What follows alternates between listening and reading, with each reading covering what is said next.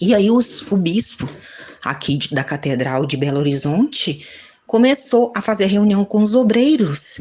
E aí, pedindo que os obreiros ligassem a câmera, que eles queriam ver de dentro da casa dos obreiros, e começou simplesmente a humilhar. Por que você não está vindo na reunião obreiro tal? Você não tem vergonha na sua cara, não?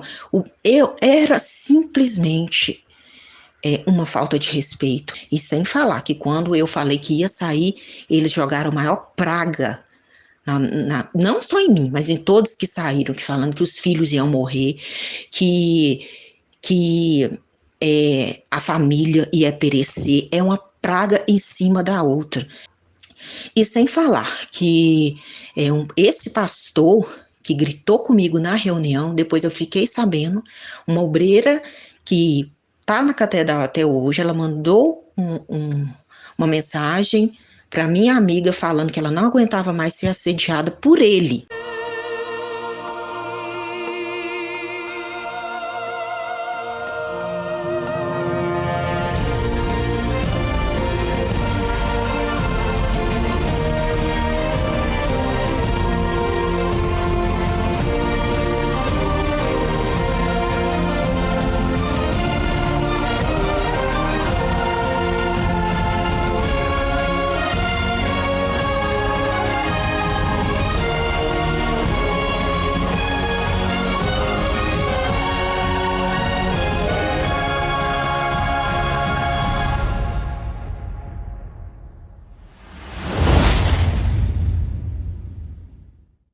Olá amigos e amigas, sejam todos bem-vindos ao canal E Agora. Meu nome é Street Holder, sou um ex-universal e gravo conteúdos para mostrar que existe vida fora do sistema religioso. Peço a vocês que avaliem se inscrever no canal, curtir o vídeo, comentar, compartilhar e ativar o sino para notificações.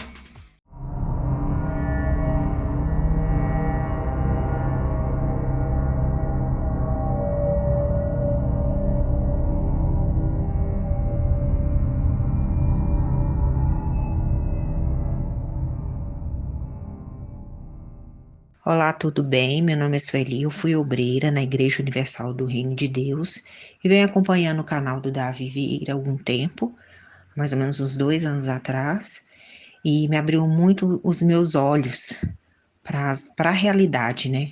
Do Evangelho, para a realidade do que Deus quer para a vida de cada um de nós. Eu tive uma experiência assim muito dolorosa para mim, foi traumatizante na igreja. Cheguei em 2007 para 2008, numa fase que estava muito sensível na minha vida, estava terminando um casamento. Fui convidada para participar de algumas reuniões. No início eu relutei um pouquinho, porque eu já frequentava uma instituição, então para mim não via muito sentido, mas depois de tanto que eu fui convidada, acabei aceitando. Cheguei em 2007 e comecei a gostar das reuniões, os obreiros me acolheram, trataram com carinho, os pastores também, e ali eu fui ficando, fui me envolvendo, passou alguns meses, depois passou 1 ano, 2 anos, e fui convidada para participar do grupo de evangelização. Até aí tudo bem, uma coisa é você participar de uma reunião, de uma campanha, uma coisa é você começar a entrar dentro do que realmente é a Igreja Universal, uma grande empresa super organizada, onde os pastores têm um poder de persuasão muito grande, eles sabem manipular as palavras que realmente a gente custa a ver a realidade. Eu sempre tive na minha mente em agradar a Deus. Então sempre levei isso muito a sério, com muita dedicação, e realmente eu pensava que eu estava servindo a Deus ali. Eu realmente me doava, eu passava dias na igreja, às vezes deixava de ficar com os meus filhos. Para mim, uma falta de sabedoria da minha parte, eu tenho essa ciência, mas também de estímulo, né, das esposas de pastor, dos outros obreiros, como você participa de um grupo, as coisas começam a ficar muito diferentes. E aí fui me envolvendo, e entrei no grupo Godly Youth, porque eu gostaria muito de ser obreira. Então, pelo menos na minha época, quem se candidatasse a obreira teria que estar no grupo Godly Youth. Então foi assim, a gente entra, lá tem várias regras, não pode usar esmalte de uma certa cor, não pode usar calça, tem que usar roupas que escondem seu bumbum. Então assim, são regras em cima de regras, uma mais fútil do que a outra, porque muitas vezes dentro da própria igreja a gente sofre um pouco assim de assédio por parte dos homens. Não sei se, né, as obreiras já passaram por isso. Então, enfim. Então, para entrar no Godly Youth precisa passar por essas regras de cor de esmalte, de roupa, enfim. Então, assim eu fiz, porque o meu sonho era ser obreira e servir a Deus. Então, lá eu entrei. E aí, são várias regras, várias reuniões, uma em cima da outra, em pleno sábado, no dia que você tem que ficar com a sua família, em pleno domingo, era reunião atrás de reunião. E assim, reuniões uma vez por mês, com todo mundo, dirigido pela Cristiane Cardoso, mas tinha outras reuniões que eram reuniões dentro do grupo, que você tinha que estar ali, pelo menos presente, uma vez na semana. Enfim, aí me dediquei. E aí fui levantada obreira. Eu sempre fui sincera com os pastores. Olha, eu não falo em línguas, mas eu sei que eu tenho Espírito Santo dentro de mim, mas eu não falo em línguas. Sempre deixei isso bem claro. E mesmo assim, eu fui levantada obreira. Eu sabia que eu era de Deus, eu sabia que eu me dedicava a Deus, eu dava frutos, eu dava muitos e muitos frutos. E aí, pastor me aprovou como obreira, e assim foi. Mas é uma coisa você ser membro, outra coisa é você ser evangelista, outra coisa é você entrar como obreira. E as coisas mudam de mal a pior, vamos dizer assim. Os obreiros na Igreja Universal, eles que bancam tudo, eles que estão ali à frente da batalha para buscar o povo, para buscar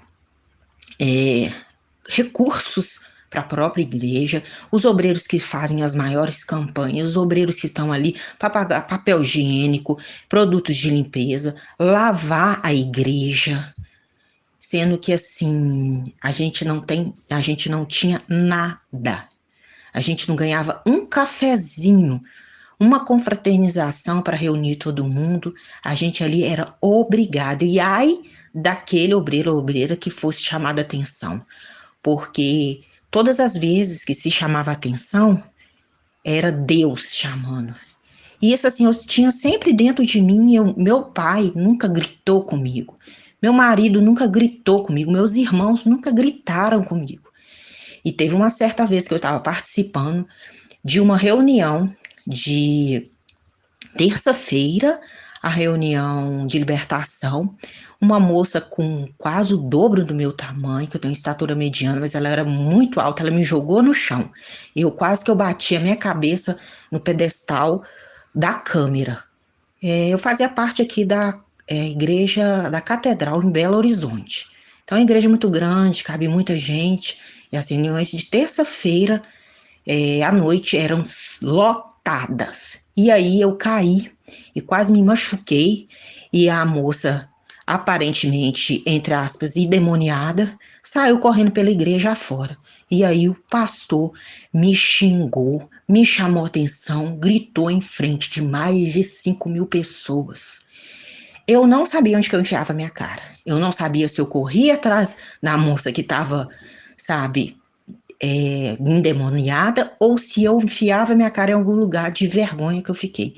Então, assim, consegui pegar a moça e trazer para frente. Mas, logo após a reunião, foi passando aquela parte da libertação, e aí eu fui lá para trás.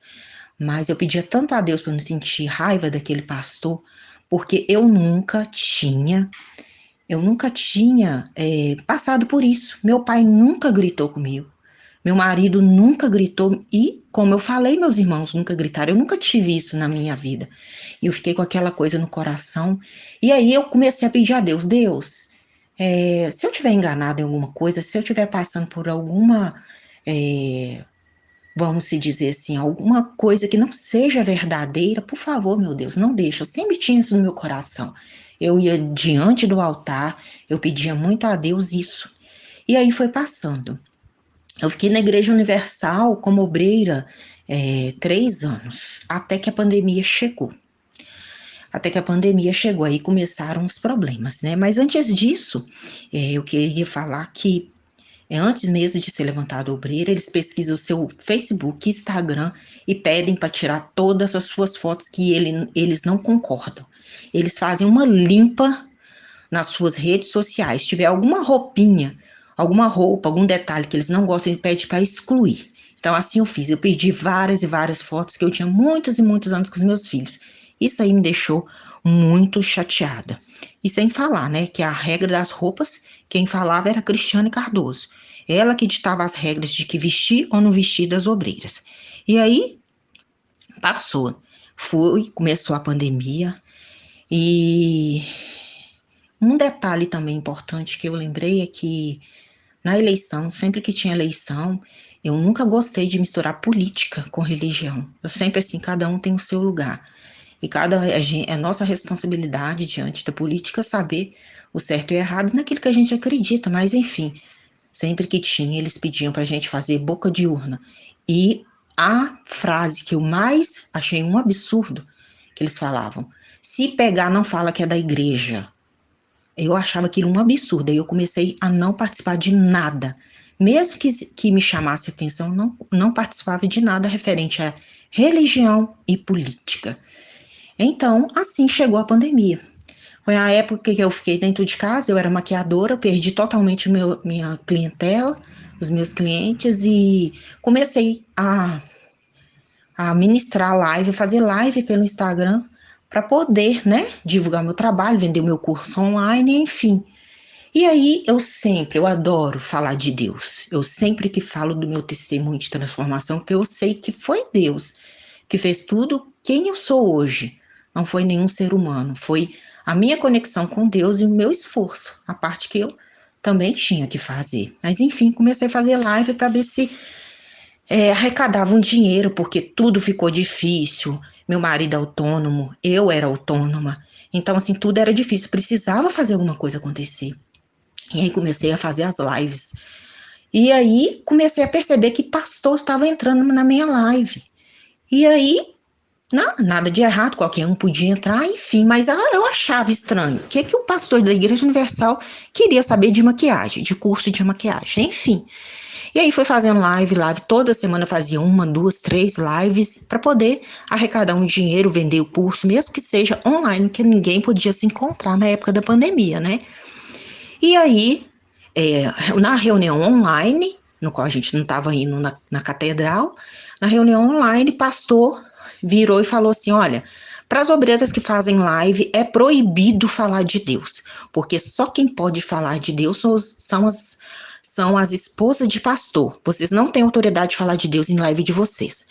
Aí eu achei aquilo ali um absurdo e pensei assim, patentear o nome de Deus, patentear o nome de Jesus, que absurdo é esse? Eu deixar de falar do meu Deus nas lives? Nunca. Aí os meus olhos começaram a abrir. E aí então começava um recado atrás do outro. Os pastores, bispos, em nenhum momento perguntava, pelo menos para mim, se a gente estava passando necessidade dentro de casa, se a gente estava precisando de algum recurso, de alimento, de alguma coisa que eles podiam nos ajudar. Mas não, era só cobrança. Era só, vamos, gente, todo mundo tá com medo de pegar Covid, vamos para a igreja, vamos trabalhar. Trabalhava de porta fechada para poder arrecadar dinheiro. Em nenhum momento perguntava como a minha família e eu estávamos.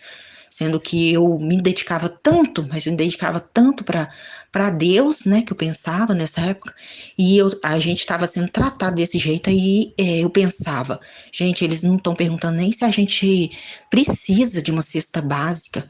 Eu e meu esposo somos autônomos, a gente não tinha recurso entrando. Eles queriam que a gente fosse trabalhar nas reuniões, mesmo proibido pela prefeitura, pelas regras do pessoal da vigilância.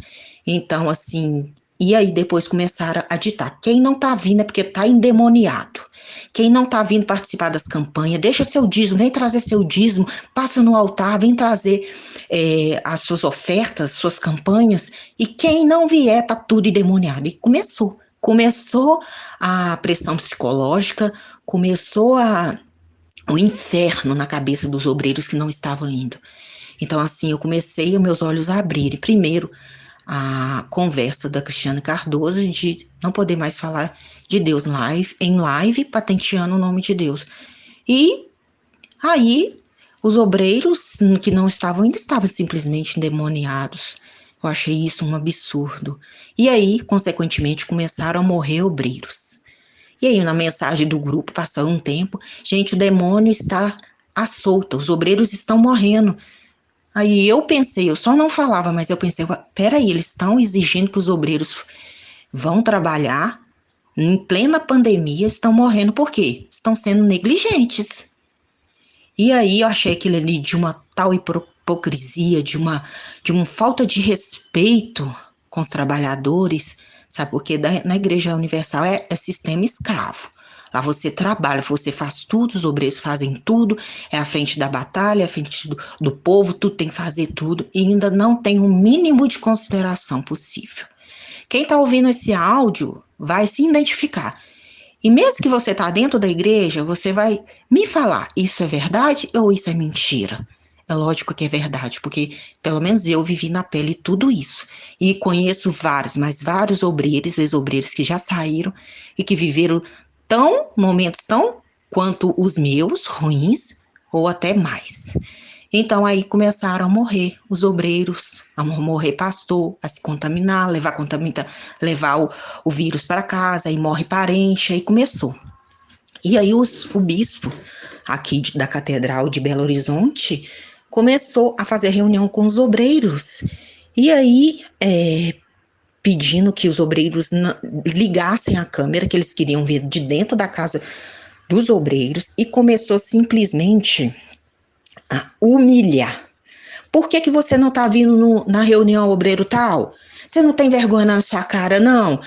Eu era simplesmente uma falta de respeito. E eu comecei a sair das reuniões porque eu não conseguia ver aquilo. Eu não conseguia,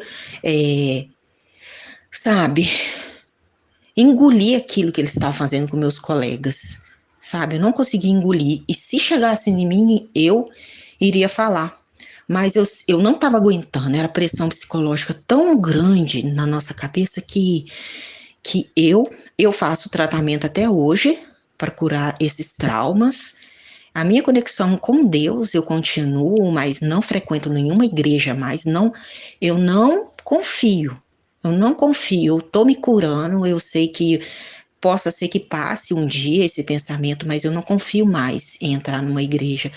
Eu estou precisando cuidar de mim hoje muito mais. Eu faço tratamento psicoterápico, faço tratamento com psiquiatra de tão traumatizada que eu fiquei.